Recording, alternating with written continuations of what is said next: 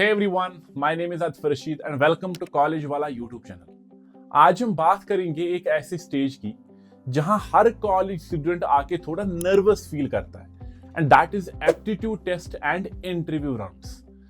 यहां तक आते आते जब हम इंटरव्यूज में बैठने की कोशिश करते हैं किसी कंपनी की प्लेसमेंट के लिए, हो सकता है हमने अभी तक प्रोग्रामिंग अच्छे से सीख ली होती है, सब्जेक्ट्स भी अच्छे से पढ़ लिए होते हैं, लेकिन जब एप्टीट्यूड पेपर आता है या इंटरव्यू रूम में जाना होता है तब रियलाइज होता है कि ये जो एप्टीट्यूड वाला पार्ट है ये भी इक्वली इंपॉर्टेंट था, बट हमने इस पे कभी टाइम दिया ही नहीं। मैं आप सबके साथ आज की इस वीडियो में एक full fledged road map share करूंगा, कैसे एप्टीट्यूड प्रिपेयर करना है, कैसे मैंने किया था, कैसे इंटरव्यू हैंडल करना है और कैसे एक स्टूडेंट से कॉन्फिडेंट कैंडिडेट बनकर निकलना है। तो चलिए इस वीडियो को स्टार्ट करते हैं।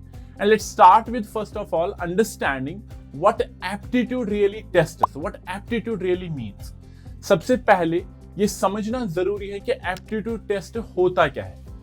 कंपनी सिर्फ ये देखना नहीं चाहती है कि क्या तुम्हें कोडिंग आती है या नहीं, वो देखना चाहती है क्या तुम सोच पा रहे हो, सोच कैसे रहे हो, रिएक्ट कैसे करते हो, कैसे कर पा रहे हो और स्ट्रेस में कितनी एक्यूरेसी मेंटेन करते हो। एप्टीट्यूड के यूजुअली 3 मेजर पार्ट्स होते हैं। सबसे पहला होता है क्वांटिटेटिव एप्टीट्यूड।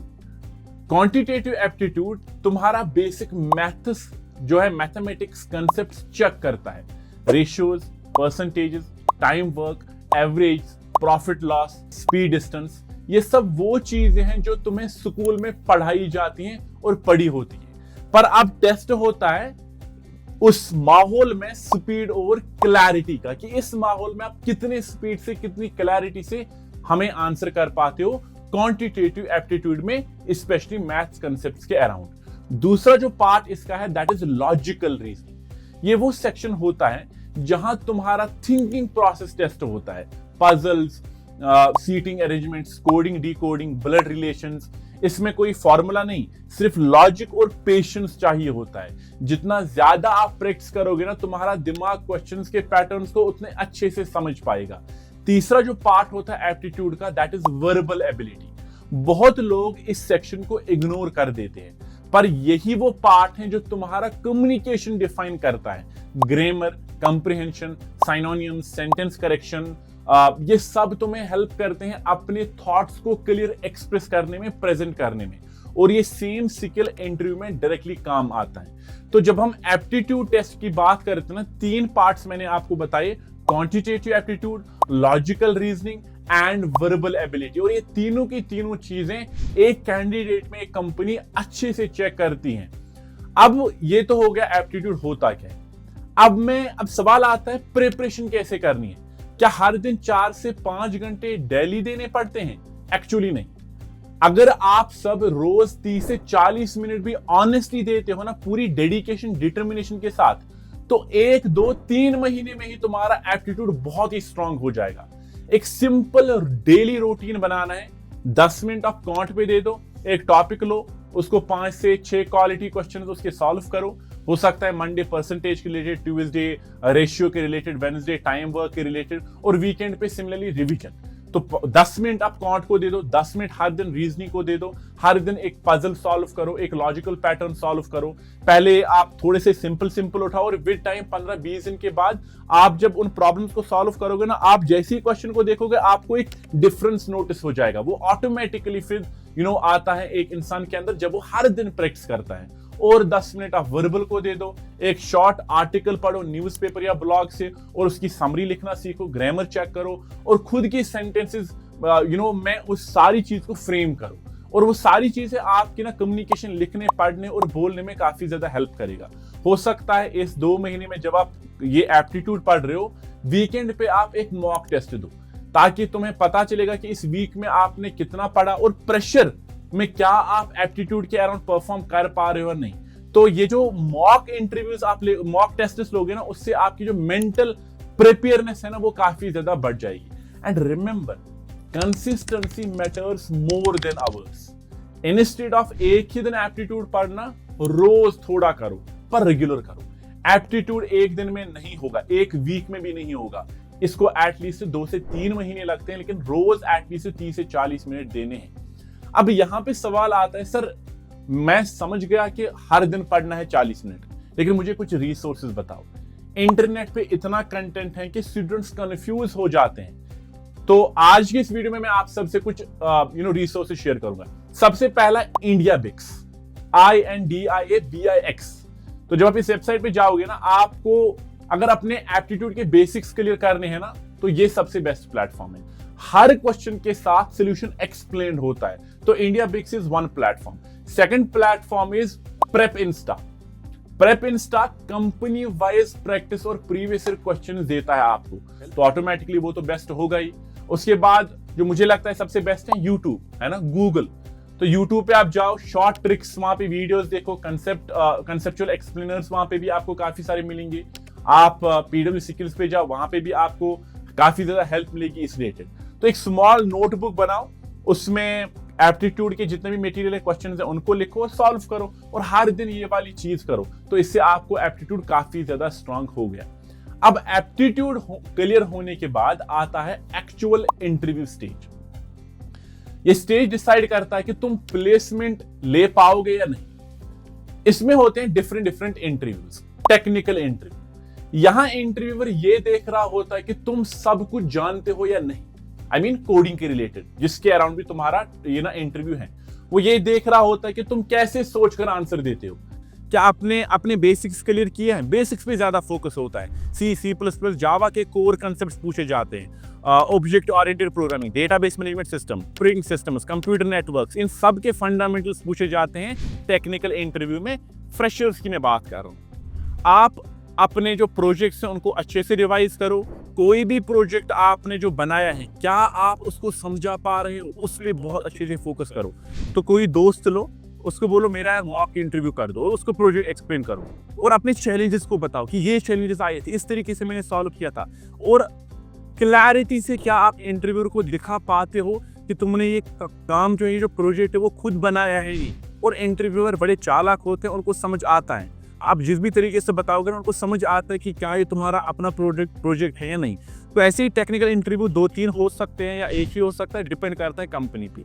उसके बाद आता है HR interview. HR interview technical से ज्यादा पर्सनालिटी पे बेस्ड होता है। क्वेश्चन सिंपल होते हैं, सिंपल लगते भी हैं, लेकिन आंसर्स आपके ना ऑथेंटिक होनी चाहिए। ऐसे नहीं कि आपने रट्टा किया। तो जब इंटरव्यूअर आपसे पूछेगा टेल मी अबाउट योरसेल्फ, ऐसा नहीं होगा कि आप सिंपली वो रटा हुआ इंट्रोडक्शन दोगे।